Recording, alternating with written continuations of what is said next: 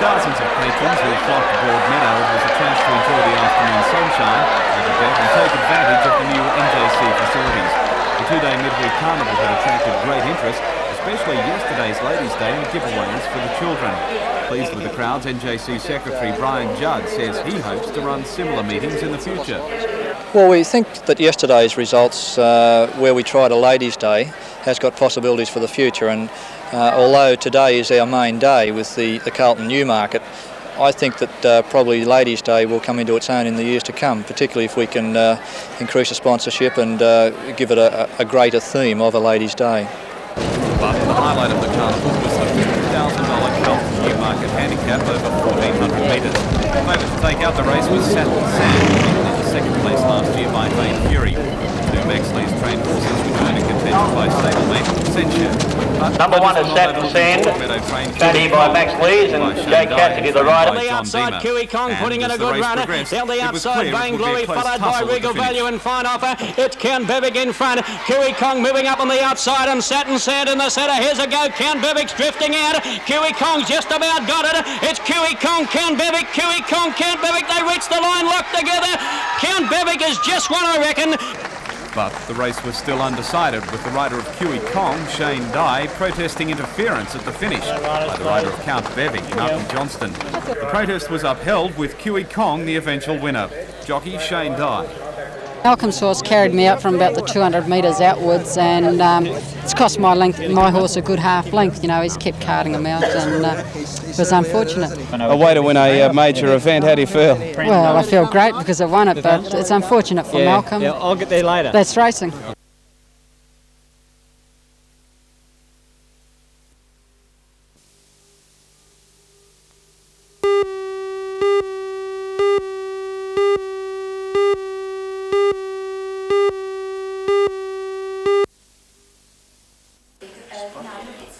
A small yet concerned group of residents met at Barnsley to continue the fight against what they describe as the F3 freeway being built on their back doorsteps. This location diagram appeared in the local papers last Saturday, outlining a second route. The new proposal will travel east of Killingworth and to the west of West Wallsend. But according to chairperson of the committee, John Adams, the residents are still not happy with the DMR's alternative. I think the DMR is just trying to get it the quickest and easiest way possible. Just how far are the residents prepared to fight this freeway? Well, the community of Barnsley is mobilised. There's parts of the community of Edgeworth and Killingsworth are mobilised, and we'll fight them. We'll start to fight them out in the bush on the edge of Killingsworth, and we'll fight them every foot of the way. An environmental impact statement was to be released in May.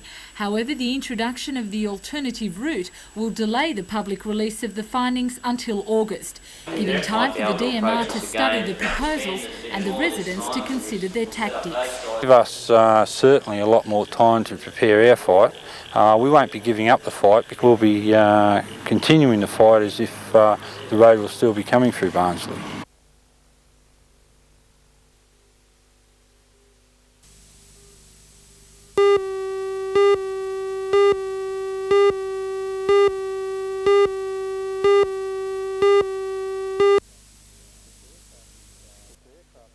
Yes, the aircraft is exactly the same type. It's a Bell Long Ranger.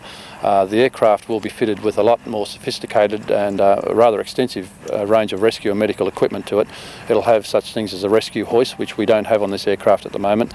It'll have improved medical facilities on board, and of course it'll have a major new communication system fitted to it. It's hoped that the new helicopter will arrive at Broadmeadow Base next month. The chopper that completed more than 1,640 missions will be returned to its owner in the Northern Territory, who plans to use it for general charter work.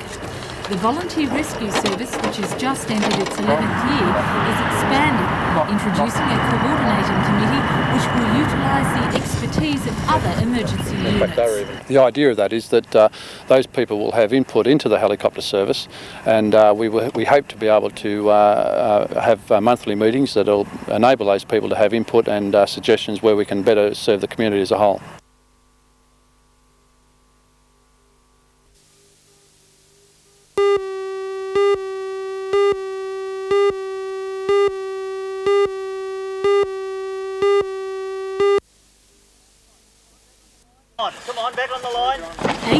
Lions will compete in the under-19s country titles this weekend, and the Newcastle side has spent the past 3 months under concentrated training, where great emphasis has been placed on the players' attitude.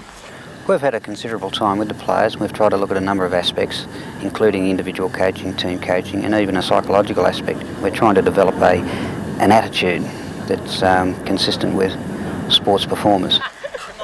The more experienced players in the side include team captain and senior Newcastle countryside player Ricky Stone, as well as state representative who played against Queensland in the under-19 rep team last year, Darren Smith. 11 players in the 19-member squad are currently playing grade league, 7 of them in the first grade sides, abilities which coach Dennis Ward says should catch the country selectors' eyes.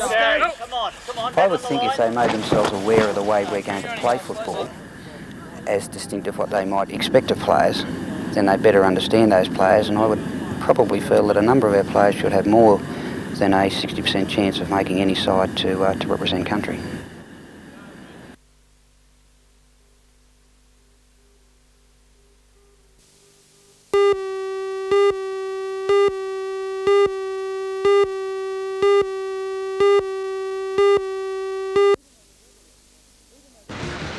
Even though the weather left a lot to be desired, spirits were pretty high here at the Mater Hospital this morning when 8 tonnes of linear nuclear accelerator replacement arrived from Sydney. Join Ray Deneen and Anna Manzoni for all the news tonight at 6.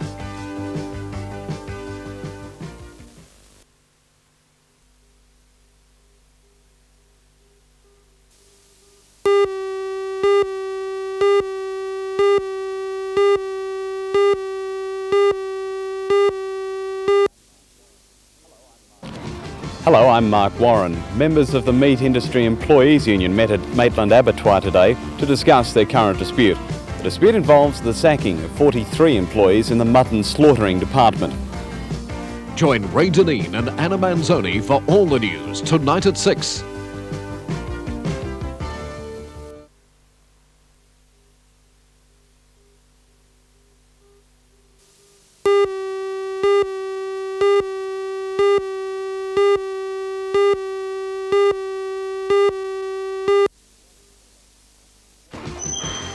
One of 2 local selections in the Commonwealth Games team for Edinburgh, weightlifter Greg Heyman, will show his strength this weekend in Newcastle.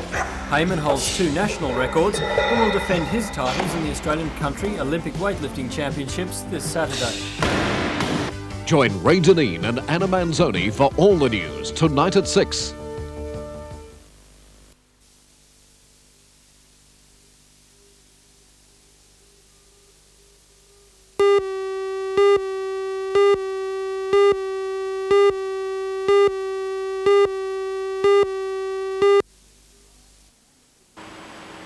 The Weird, Wild and Wonderful collection consists of 120 posters and prints by 53 artists from all over Australia. The works deal with social values and issues such as women's rights, unemployment, multiculturalism, nuclear power and war. The ease and low cost of mass-producing posters have made them an ideal medium for catching public attention. Some of the techniques used in the Truth Rules 2 exhibition, however, elevate posters to a bizarre and sophisticated art form. These were produced by photo silk screening and lino cut and offset printing. The materials used are also diverse, ranging from handmade paper to computer waste. The exhibition at the Lake Macquarie Gallery runs until the 25th of this month.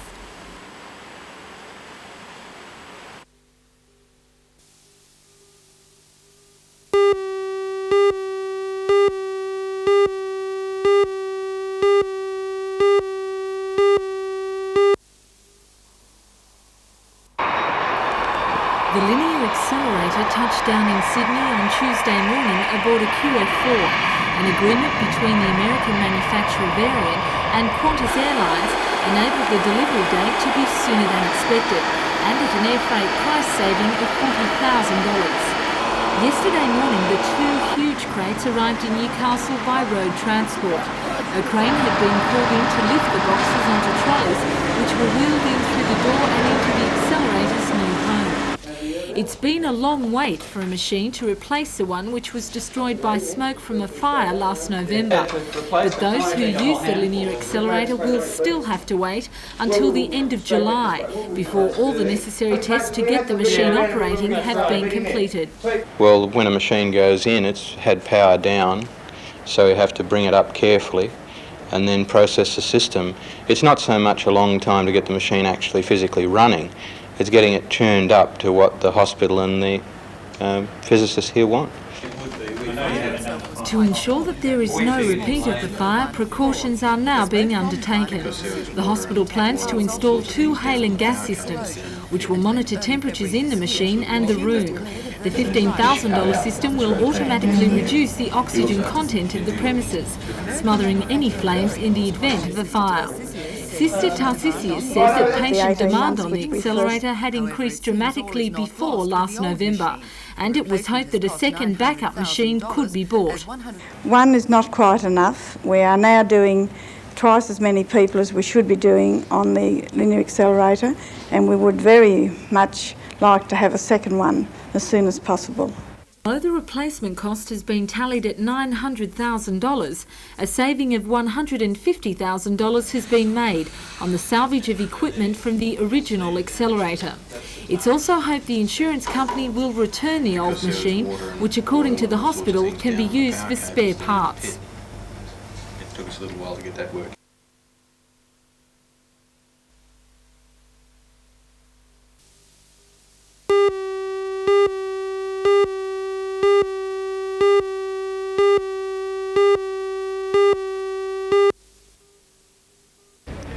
The Friendship is the 9th twin-hulled aluminium ferry to be built for the Urban Transport Authority. The green and gold craft weighs 83 tonnes and was designed to carry 400 passengers. Today's launching drew a large crowd, who were in for a 1.5-hour wait as heavy fog hampered the arrival by plane of several official guests. The job of christening the vessel fell to Mrs Anne Morris, the wife of the federal member for Newcastle. A heftier swing was needed and the stubborn champagne bottle cracked on the second attempt. While the launch went off without a hitch.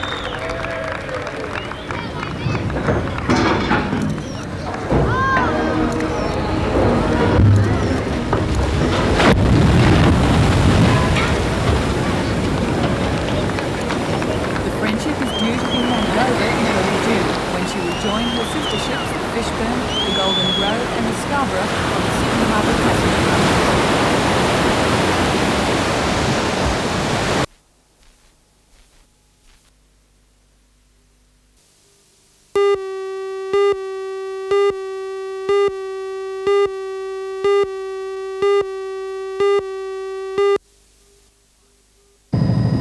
Since the controversial decision to deregulate home loan interest rates was made, a depressed Sydney real estate industry has reported a significant improvement. According to Colin Chapman Real Estate, a Newcastle-based firm with offices in the city centre, Charlestown, Wallsend and Belmont, Newcastle has followed the Sydney trend. Mr Chapman says the real estate industry has undergone a significant recovery, that in the last 3 weeks the sales market has improved by 30 to 50%. He believes this is a direct result of the government's strategy. The government's action in deregulating bank interest rates has certainly made much more finance available for housing, and the market's improving because of that. You mean the banks are now lending money again? Well, last Friday Westpac quoted they're lending currently 20 million a week, as against 2.5 million a week before deregulation, and all the other banks are doing the same. Despite the short test period, Mr Chapman believes the recovery will be sustained. We're coming off a very low base because the sales market was very poor. I think what we're doing is recovering back to a normal sort of market, and I think the market will continue to improve from here.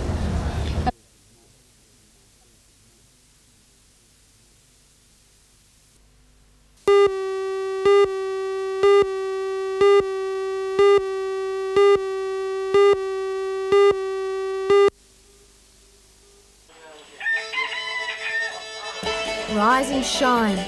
Well, not everyone on the Newcastle Pony Club camp enjoys getting up in the morning. At 6:30 on school holidays, when most kids are snug in bed, these young riders must pull off the bed covers and pull on their jodhpurs. There are 84 children at the camp, and every corridor and spare room at the showground buildings has been overrun by a sea of beds. Imagine trying to keep this room tidy. Breakfast is usually toast with Vegemite and a cup of Milo, but for the hungrier ones, there's plenty of baked beans, or spaghetti, or eggs and tomato. The events of the day are usually discussed over breakfast. A timetable for the day's activities is posted on the board, and the children must remember where and at what time their classes will be held. During the camp, they learn how to care for their horses, how to mount and dismount properly, and how to ride. With breakfast over, the dishes must be washed, and then it's off to the tack room, where the saddles and riding gear are stored. By now it's nearly 8 o'clock and the horses have been waiting since 5 this morning when they were fed. Each person must collect their bridle, saddle blanket, crop and saddle, even if it's almost as big as you are. And when you're only 1 metre tall like Veronica, trying to get down the stairs and hold on to everything requires 2 strong arms, sturdy legs and a good set of teeth. One rule at this camp is that everyone must wear a helmet, although it's best if you have one you can see out of. The horses are brushed down and their bridles, saddle cloths and saddles are put on. Some of the horses are obviously quite bored by this rigmarole and use the time to enjoy a quick after-breakfast snack. But one bucket too many and even the horses must watch their weight. One leg up and over, and horse and rider are now ready for the day ahead.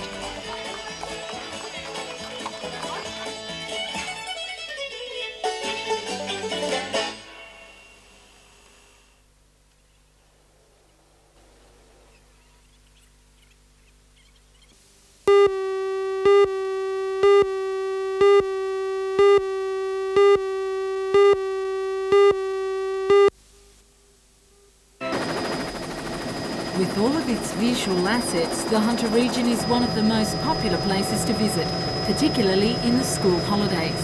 In fact, according to the Tourist Authority, more than $300 million a year pours into the area through tourism, and that figure is rising. The Hunter and North Coast Tourist Authority is about to embark on a campaign, which will include highlighting the region as the food and wine capital of Australia. But have their promotional efforts achieved any results so far? We're into the second week of the school holidays. Are people coming to the Hunter Valley, and more importantly, are they staying here? Yes, the indications we have to this stage is that it's a much busier season than previous years. People are tending to stay, and we would estimate that something like an average of a week's stay across the whole region, bearing in mind that people to the coastal areas probably stay the full 2 weeks and inland not as long. Our figures show that in the past over 90% of all the people that come to the Hunter have come from within New South Wales itself.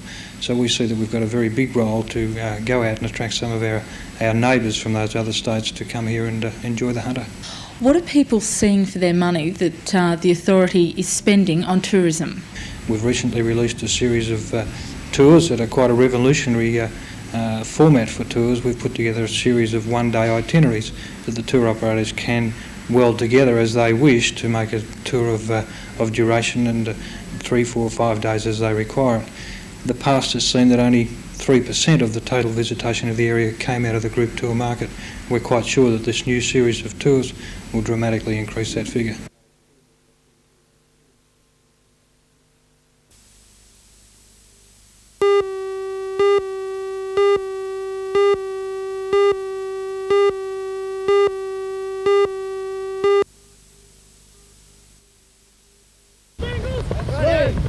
If size alone catches your attention, then the first 2 players you'd spot at a country training session are Balmain's hefty prop Steve Roach and his partner in the front row, Lakes United's Mark Brockenshire. They face 2 of the toughest props in the game this weekend when they clash head-on with Canterbury and City front rowers Peter Tunks and Paul Dunn. At 185 centimetres tall and a sizey 102 kilograms, Newcastle's Mark Brockenshire has got the beef of a top-class league player, and he believes he can match it with the best Sydney has to offer on Saturday. I'm going to try and match it with the best of them. Steve Roach has given me a lot of encouragement this week, and I think if I follow his lead, I think we can pull it off. At 26 years old, Brocky has represented Newcastle 3 times and also represented Northern Rivers. In '84, he was a reserve in the country seconds. This weekend, he gets the biggest test of his career. Many observers believe that the Australian props will come out of this game. and Brocky believes he's in the running for a New South Wales jersey. Well, that's a long shot for me, of course, with the three great players out there at the moment, the three props, Tunks and Dunn and Roach, of course, but it's happened before, so you know you can never discount something like that.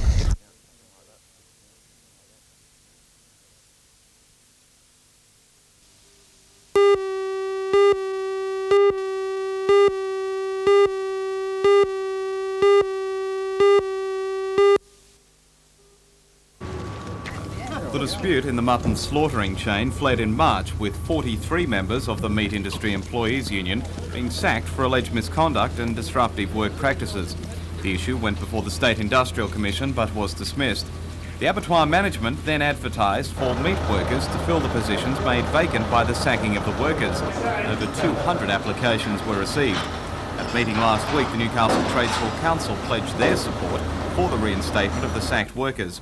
But before the forced closure of the whole works this week because of the dispute, both parties agreed to appoint an independent arbitrator to assess any applications for the vacant jobs from dismissed workers not already employed. The Meat Industry Employees Union claims the company has reneged on the agreement and has now listed the dispute with the State Industrial Commission. A report on the matter will go before the Newcastle Trades Hall Council tonight. It's an export market.